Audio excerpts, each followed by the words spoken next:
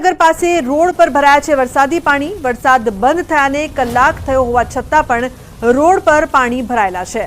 એએમસીના કર્મચારીઓ હાલ ગટરના ઢાંકણા ખોલીને પાણીનો નિકાલ કરવામાં જોડાયા છે। તો થોડાક જ વરસાદમાં પરિસ્થિતિ છે તે અહીં જે પ્રકારની જોવા મળી રહી છે તે બાદ એએમસીની પ્રી મોન્સૂન કામગીરી પર સવાલો ઊભા થઈ રહ્યા છે। અમદાવાદના શાસ્ત્રીનગર વિસ્તારના અત્યારે આપ દ્રશ્યો જોઈ રહ્યા છો। પાણીના નિકાલની શરૂઆત કરવામાં આવી છે, પરંતુ થોડાક જ વરસાદમાં આ પ્રકારની પરિસ્થિતિથી અમદાવાદવાસીઓ પણ પરેશાન થઈ ગયા છે। અમરેલી શહેરમાં આ વખતે જન્માષ્ટમીનો મેળો નહીં યોજાય। શહેરમાં દર વર્ષે 2 લોકમેળાનું આયોજન કરાય છે, પણ આ વર્ષે એક પણ મેળો નહીં યોજાય। સરકારની કડક ગાઈડલાઈનના પગલે આ વખતે દરેક મેળા આયોજકોએ હાથ ખંખેરી લીધા છે। જિલ્લાના સૌથી મોટા અને ભવ્ય લોકમેળાનું આયોજન કરતી સારહી યુથ ક્લબના સંચાલકો પણ પાછળ ખસી ગયા છે। રાજકોટ અગ્નિકાંડ બાદ સરકારે લોકમેળાને લઈને પણ કડક એસઓપી બનાવી છે। કેટલાક નિયમો ખૂબ જ આકરા છે। એવામાં શહેરના બંને મેળા બંધ રહેતા લોકોમાં નિરાશા છે।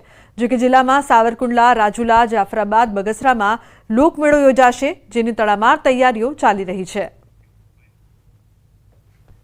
આ વખતે મેળો નહીં કરવાનું કારણ સરકારશ્રીની જે એસઓપી છે એ નવી એસઓપી જે ખૂબ જ અમારા માટે પાળવી અઘરી છે। તેમાં એક નિયમ એવો પણ છે કે ગ્રાઉન્ડમાં આટલી કેપેસિટીને લોકો આવે ને વધારે તો તમારે મેળો બંધ કરી દેવો। એવી અનેક બીજી ફાયરની, જીબીની, ફાઉન્ડેશન ભરવા, યાંત્રિકની મંજૂરી લેવી, આ બધી કારણે અમે આ વખતે મેળો નથી કરતા। જન્માષ્ટમીનો આ તહેવાર અમરેલી શહેરના લોકો માટે મનોરંજક નહીં રહે, કારણ કે રાજકોટમાં જે ઘટના બની ત્યારબાદ સરકાર દ્વારા જે નિયમો કડક બનાવવામાં આવ્યા તેના કારણે અમરેલીની એક પણ સંસ્થા દ્વારા લોકમેળાનું આયોજન કરવામાં આવ્યું નથી। આ જે દ્રશ્યો આપ જોઈ રહ્યા છો એ કમાણી ફોરવર્ડ હાઈસ્કૂલના મેદાનના દ્રશ્યો છે। અહીં જ જન્માષ્ટમીના લોકમેળાનું ભવ્ય આયોજન થતું હતું, પરંતુ જે રીતે સરકાર દ્વારા નિયમો કડક બનાવવામાં આવ્યા તેના કારણે અમરેલીની જે તમામ સેવાકીય સ્વૈચ્છિક સંસ્થાઓ મેળાનું આયોજન કરતી હતી તેમણે હાથ ઊંચા કરી લીધા છે અને અમરેલી શહેરમાં એક પણ લોકમેળો યોજાવાનો નથી। અમરેલી જિલ્લામાં રાજુલા, જાફરાબાદ, સાવરકુંડલા અને બગસરા ખાતે મેળાની તડામાર તૈયારીઓ થઈ રહી છે, પરંતુ જાણવા એવું મળી રહ્યું છે કે હજુ સુધી આ મેળાને કોઈ મંજૂરી આપવામાં આવી નથી। આ મંજૂરીઓ કઈ રીતે આપવામાં આવે છે અને આ મેળાના આયોજનમાં એસઓપીની કઈ રીતે લાગુ કરવામાં આવે છે, કઈ રીતે જાળવણી કરવામાં આવે છે, તેના પર પણ જિલ્લાના લોકોની અને અધિકારીઓની નજર છે। રાજન ગઢિયા, ન્યૂઝ 18 ગુજરાતી, અમરેલી। તો રાજકોટમાં જન્માષ્ટમીના લોકમેળામાં એસઓપીના પાલનને લઈને વહીવટીતંત્ર હજુ પણ દ્વિધામાં છે। લોકમેળાને લઈને તંત્ર આંખ આડા કાન કરી રહ્યું છે। અગ્નિકાંડ દુર્ઘટના પરથી પણ તંત્રે કોઈ શીખ ન લીધી હોય તેવું લાગી રહ્યું છે। ન્યૂઝ 18ની ટીમે લોકમેળાના ગ્રાઉન્ડ પર પહોંચીને તપાસ કરતા લોકોની સુરક્ષાને લઈને સવાલો ઉઠ્યા છે, કારણ કે સંચાલકોએ લાકડાના ટેકા પર જ રાઇડ્સ ઊભી કરી દીધી છે। આરસીસીના બદલે લાકડાના ટેકા પર રાઇડ્સનું ફાઉન્ડેશન બનાવાયું છે। એવામાં તંત્રની કામગીરી સામે સવાલ ઉઠી રહ્યા છે। જિલ્લા કલેક્ટર એસઓપીના પાલનને લઈને મૌન છે। લાકડાના ટેકા પર રાઇડ્સને લઈને સવાલ કરતા કલેક્ટરે પોતે 2 દિવસ ગાંધીનગર હોવાની, મેળાની વિગત ન હોવાનું કહીને જવાબ આપવાનો ઇનકાર કર્યો। જોકે અગમચેતીના ભાગરૂપે કલેક્ટરે રાજ્ય સરકારને પત્ર લખવાની વાત કરી। કલેક્ટર પ્રભવ જોશી રાજ્ય સરકાર પાસેથી એસડીઆરએફ અને એનડીઆરએફની ટીમ ફાળવવા બાબતે પત્ર લખશે। લોકમેળાના ઇતિહાસમાં પ્રથમ વખત ડિઝાસ્ટર મેનેજમેન્ટ સાથે જોડાયેલી એજન્સીના જવાનોની માંગ પણ કરવામાં આવશે।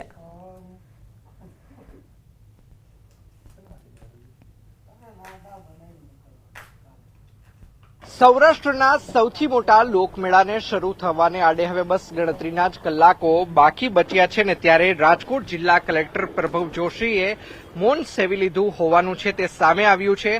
ખાસ કરીને રાજ્ય સરકાર દ્વારા જે એસઓપી બનાવવામાં આવી છે તે કડક એસઓપીનું પાલન છે। તે રાજકોટના રેસકોર્સ મેદાન ખાતે યોજાનાર સૌરાષ્ટ્રના સૌથી મોટા લોકમેળા ખાતે થશે કે કેમ તે અંગે પણ હાલ અત્યારે સવાલો છે તે ખાસ કરીને સામે આવી રહ્યા છે। કડક એસઓપીના પાલનને લઈને જ 4 વખત જે વર્ષોથી જે યાંત્રિક રાઇડના સંચાલકો કે જે હરાજી સહિતની પ્રક્રિયાઓમાં ભાગ લેતા હતા તેઓ આ વખતે અળગા રહ્યા છે અને તેના જ કારણે ખાનગી મેળો યોજનારા જે સંચાલકો છે તે મેદાનમાં આવ્યા હતા અને માત્ર એક જ વ્યક્તિએ 1.27 કરોડ રૂપિયાની અંદર 31 રાઇડના પ્લોટ છે તે ખરીદ કરી લીધા છે ને ત્યારબાદ તેણે આ તમામ જે પ્લોટ છે તે ઓનની અંદર વેચી દીધા હોવાનું છે તે સામે આવ્યું છે. ખાસ કરીને કલેક્ટર દ્વારા શરૂઆતથી જ કહેવામાં આવતું હતું કે યાંત્રિક રાઇડના સંચાલકોએ ફાઉન્ડેશન બનાવવું ફરજિયાત છે, આરસીસીનું ફાઉન્ડેશન બનાવવું ફરજિયાત છે, પરંતુ અહીંયા જોઈ શકાય છે કે કઈ રીતે માત્ર લાકડાના જે ટેકા છે, લાકડાના જે ટુકડાઓ છે તેને ખાસ કરીને અહીંયા ફાઉન્ડેશન તરીકે તેનો ઉપયોગ કરવામાં આવ્યો છે. વર્ષોથી આ જ પ્રકારે લાકડાના જે ટુકડા હોય છે કે જેને અહીંયા રાખવામાં આવતા હોય છે અને આનું જ ફાઉન્ડેશન છે તે બનાવવામાં આવતું હોય છે. ત્યારે શરૂઆતથી જ જે એસઓપીની વાત કરવામાં આવી રહી હતી તે એસઓપીનો જાણે કે છેદ ઉડી ગયો હોય. તો ટ્રાફિકના નિયમોનું પાલન નહીં કરો તો થશે કડક કાર્યવાહી. કાયદાનું કડક પાલન કરાવવા હાઈકોર્ટે સરકાર અને પ્રશાસનને આપ્યા છે નિર્દેશ. રોંગ સાઇડ ડ્રાઇવિંગ, સિગ્નલ ભંગ અને ટ્રાફિકના અન્ય નિયમોનું ચુસ્ત પાલન કરાવવા કોર્ટની સૂચના. ટ્રાફિક પોલીસની ખાલી પડેલી પોસ્ટ સત્વરે ભરવા પણ સરકારને ટકોર.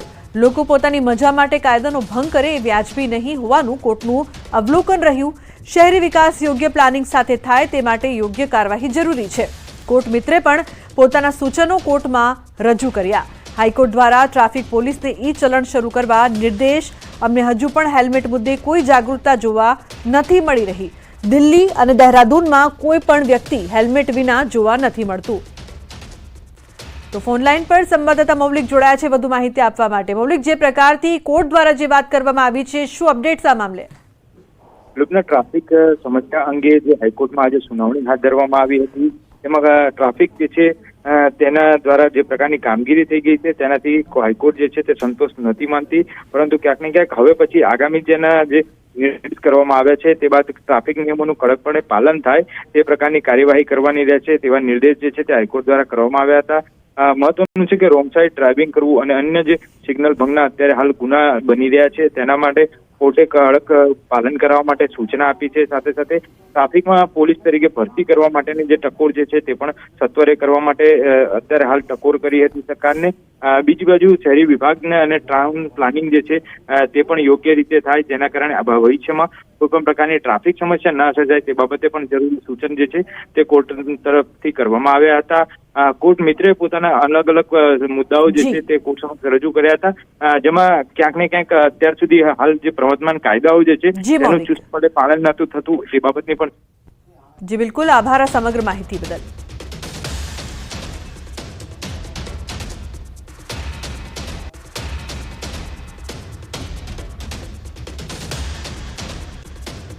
સમાચાર પંચમહાલથી વધુ એક સરકારી બાબુ લાંચ લેતા ઝડપાયો છે. ગોધરા સિટી સર્વે સુપ્રિન્ટેન્ડન્ટ લાંચ લેતા ઝડપાયા છે. 8,000ની લાંચ લેતા ઝડપાયો બીસી માલીવાડ.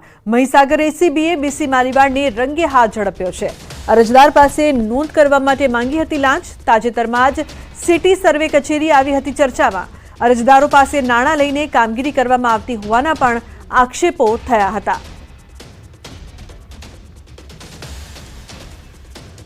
તો મહત્વનું છે કે એસીબીની છટકું વધુ એક સરકારી બાબુ સકંજામાં. 8,000ની લાંચ લેતા ઝડપાયો.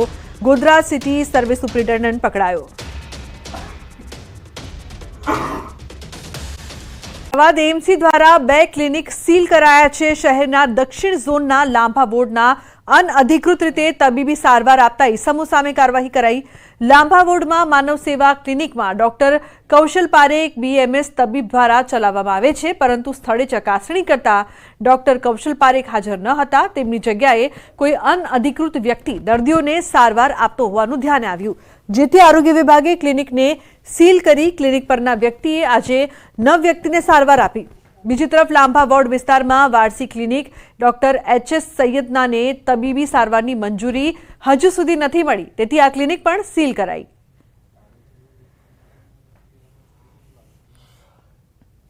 મહાનગરપાલિકાના આરોગ્ય વિભાગ દ્વારા તહેવારોને ધ્યાનમાં લઈને ચેકિંગ હાથ ધરાયું છે.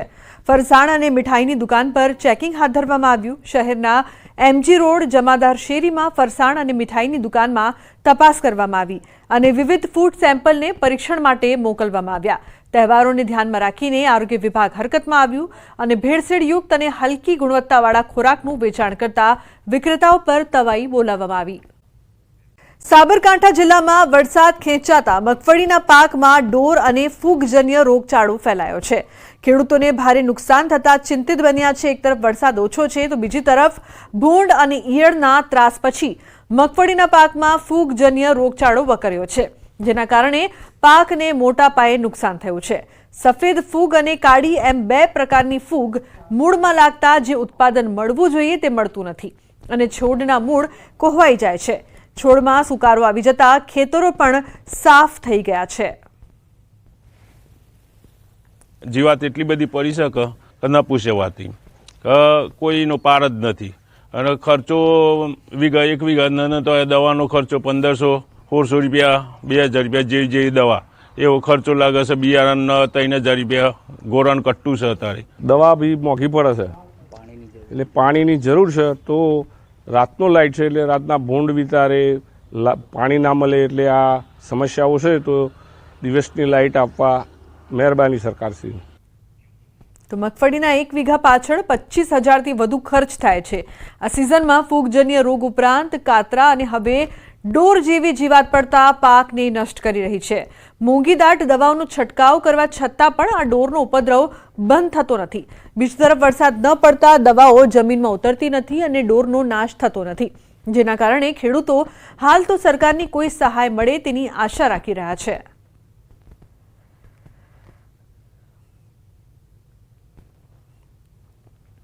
અત્યારે એ મગફળીને ખૂબ રોગ આવી ગયા છે.